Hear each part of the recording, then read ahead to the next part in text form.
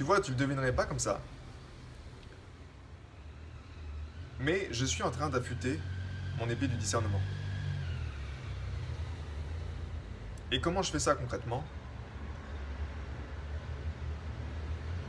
Je puise dans l'intelligence du cœur.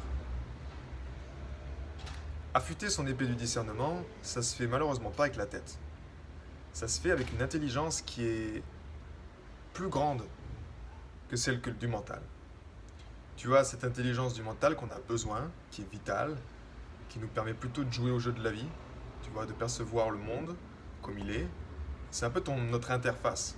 Mais tu as une intelligence qui est bien plus grande. Cette intelligence, cette énergie qui fait battre ton cœur en ce moment même. Maintenant, qu'est-ce qui se passe quand tu n'es pas connecté à cette intelligence et quand tu ne peux pas en fait affûter, quand tu n'affûtes pas ton épée du discernement, ce qui se passe, c'est que tu restes bloqué dans l'ancien modèle d'existence. Ce que j'appelle comme ça. Pourquoi? C'est simple, parce que c'est un modèle d'existence dans lequel la tête prend une place importante. Dans ce modèle d'existence-là, il y a beaucoup de choses qui sont définies comme des protocoles, comme des choses qui sont en place et que si tu les acceptes juste avec ta tête, eh bien en fait ça peut te conduire au cauchemar. Ça peut te conduire à souffrir avec ton corps, ça peut te conduire à plein de choses. Je te donne un exemple simple que j'ai vécu il n'y a pas très longtemps à l'hôpital. L'hôpital, tu as plein de protocoles. Il y a plein de protocoles. Et ces protocoles, en fait, eh bien, ils sont en place pour garantir que eh bien, des nouveau-nés, je prends l'exemple des nouveau-nés, soient en bonne santé, etc. Et pour garantir cela, à la base, à la source, à la racine de ça, on a défini des choses. On s'est dit, bah, ok, quels sont les indicateurs importants là-dedans? La tête a dit, c'est le taux de glycémie. Donc, on contrôle chez les enfants le taux de glycémie à la naissance et on contrôle encore et encore. Sans mettre le discernement, sans affûter ton épée du discernement, eh bien, qu'est-ce qui se passe? C'est que on laisse ces protocoles se mettre en place et parfois ils peuvent aller contre la vie. Parce que même si l'intention est bonne des médecins, des aides-soignantes de prendre soin de la vie, mais si on ne remet pas en question les choses, ben parfois ça peut nuire. Ça peut littéralement nuire. Et si tu y mets l'intelligence du cœur, quand tu affûtes le discernement, tu vas plutôt te connecter à une intelligence. Tu as par exemple un bébé qui est fragile, et que si la peur arrive, ancien modèle d'existence, tu vois, de la tête, et qu'on te dit non, vous devez faire ça, ça, ça, ça, ça. Si toi, tu es également dans la peur de perdre, la peur de qu'est-ce qui peut se passer, la peur qu'il souffre, eh bien, tu vas naturellement suivre cela. Tu vas dire oui, oui, faites ce qu'il y a à faire, faites ce qu'il y a à faire, c'est ok. Maintenant, quand tu puises quand tu affûtes cette épée du discernement, tu te connectes à une intelligence universelle, une intelligence de la vie qui t'aide vraiment à savoir ce qui est juste et ce qui n'est pas juste.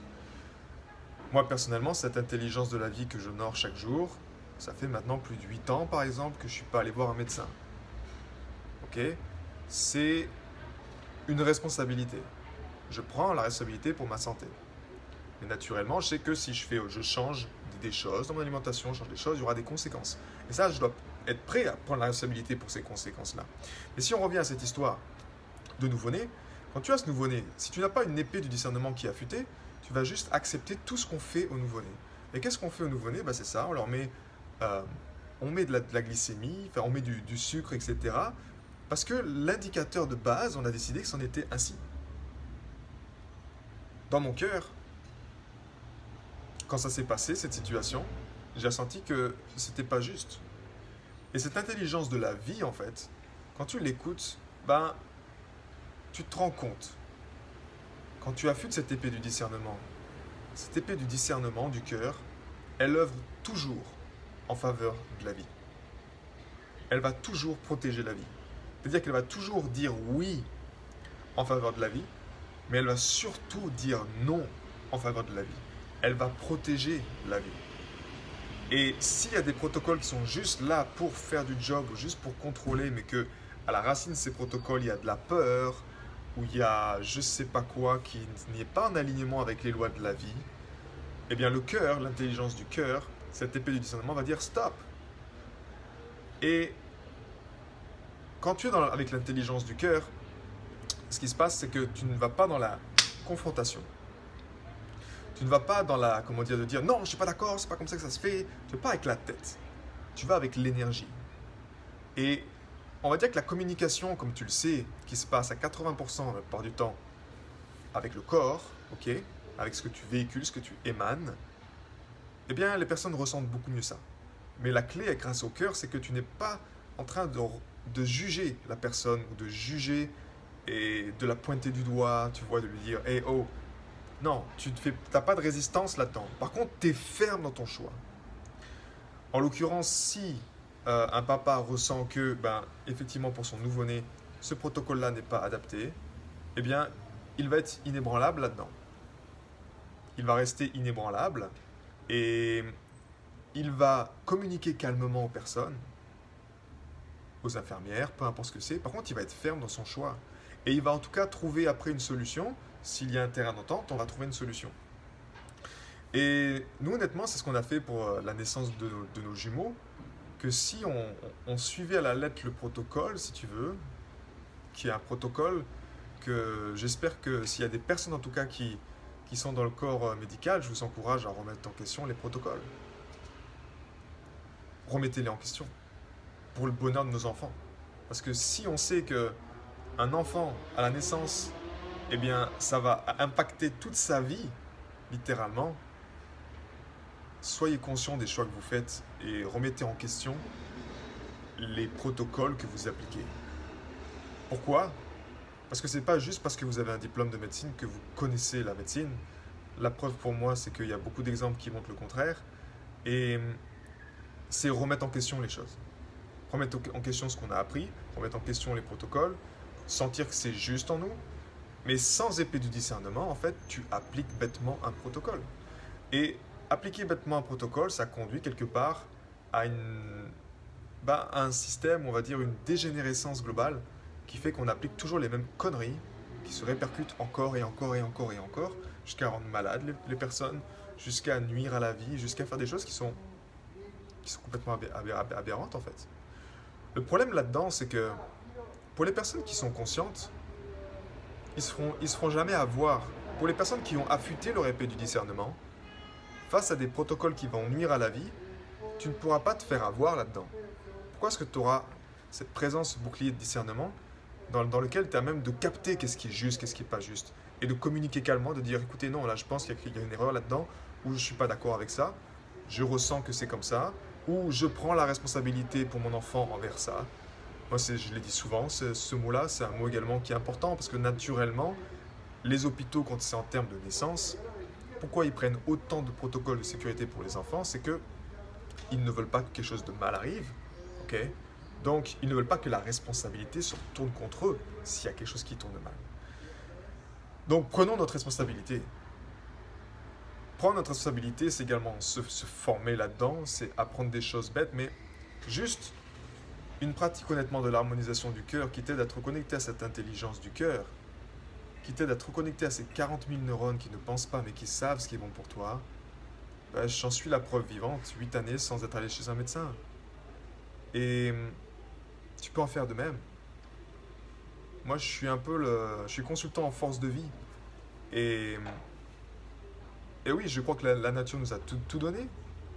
Je sais que la nature nous a tout donné. Quand tu t'en sers naturellement, tu as une santé extraordinaire. Mais également, tu as certains protocoles, certaines choses qu'on nous donne à vie. Soyons honnêtes, c'est du business. Donc, c'est à nous d'être conscients, de dire stop, de dire non, de poser les bonnes questions et de le faire avec le cœur. Parce que si tu vas avec la tête, tu vas aller dans la guerre en fait. Et moi, je suis en paix avec ça. Je suis en paix avec ce qui est actuellement comme ça. Par contre, je te le communique, je sensibilise les gens à ça. Et grâce à cette épée du discernement que je cultive chaque jour avec l'harmonisation du cœur, entre autres, eh bien, je suis à même également de discerner. De discerner quand quelque chose est bon, quand quelque chose est mauvais. Et de là, également, de poser l'énergie pour dire stop. Et d'être très ferme, en fait. Parce que si on continue à laisser des choses s'installer progressivement, juste parce que ça fait 50 ans qu'on fait la même chose, ben ça s'appelle la stupidité en fait. C'est même plus que la stupidité, c'est la folie. C'est la définition propre de la folie, de continuer à faire encore et encore les mêmes choses qui amènent à des mauvais résultats. Et il est temps pour nos enfants, il est temps pour nos générations de dire stop à cela. Dire stop à cela, ça demande de avoir la bonne information, s'éduquer. Et si tu veux être guidé chaque jour en tout cas, sache que ton intelligence du cœur peut t'aider là-dedans. La plus belle des guidances que tu peux avoir dans ta vie, comme je le communique chaque jour, comme je le vois également chez les héros de ma communauté, eh bien, c'est cette intelligence du cœur. Honorer cette pratique de l'harmonisation du cœur. Quand les gens honorent ça, eh bien, leur communication s'améliore. Ils sont plus dans la résistance ou ils sont plus dans le jugement. En tout cas, de moins en moins. Ils comprennent, ils perçoivent la situation, ils perçoivent les relations. Ils ont une perception différente. C'est en fait la perception du cœur. Et si tu l'as encore, ou tu l'as peut-être pas encore entendu de ma bouche, le cœur, la différence, c'est que ces 40 000 neurones sont 100 000 fois plus forts électriquement, 5 000 fois plus forts magnétiquement. Donc, quand tu puises là-dedans, dans ce réseau-là, quand tu affûtes ton épée du discernement, quand tu réveilles cette intelligence-là du cœur, bien d'une part, tu es guidé dans ta vie, d'une part, tu as également une intelligence, c'est-à-dire que c'est comme si tu autorises ton corps à s'auto-guérir, tu autorises ton corps à capter des informations qui sont bonnes pour lui, tu t'autorises toi-même à être, tu t'autorises à prendre ta place, tu t'autorises peut-être même à améliorer, un exemple simple, mais tes qualités quand tu parles en public par exemple, parce que tu es centré, parce que tu te sens en paix à l'intérieur de toi, parce que tu sens qu'il y a une intelligence, quelque chose, tu es connecté à quelque chose qui t'aide à aller au-delà d'une simple caméra, un simple réseau Facebook, peu importe ce que c'est. Donc ça nous aide sur tous les plans en fait.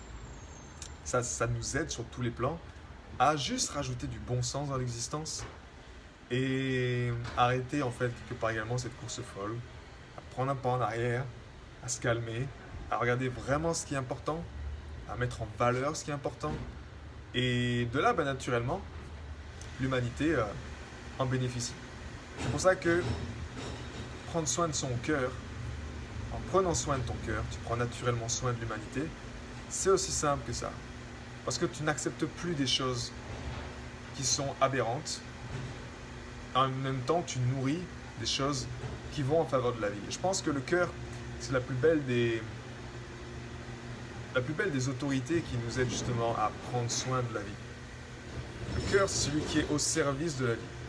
Si on parle cœur, ce côté peut-être yang, c'est ce yang qui est au service du yin. Et ça, c'est à l'intérieur de toi en fait. Tu dois être un alchimiste de l'être.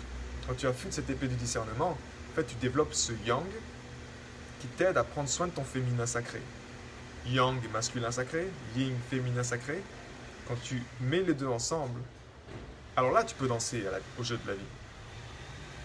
Là, tu peux à la fois danser dans le côté yin, te relâcher, puiser dans l'inspiration, mais en même temps, ce côté également yang, qui permet de passer à l'action, de discerner justement des protocoles qui sont complètement aberrants et de te positionner vis-à-vis de ça, sans créer de résistance.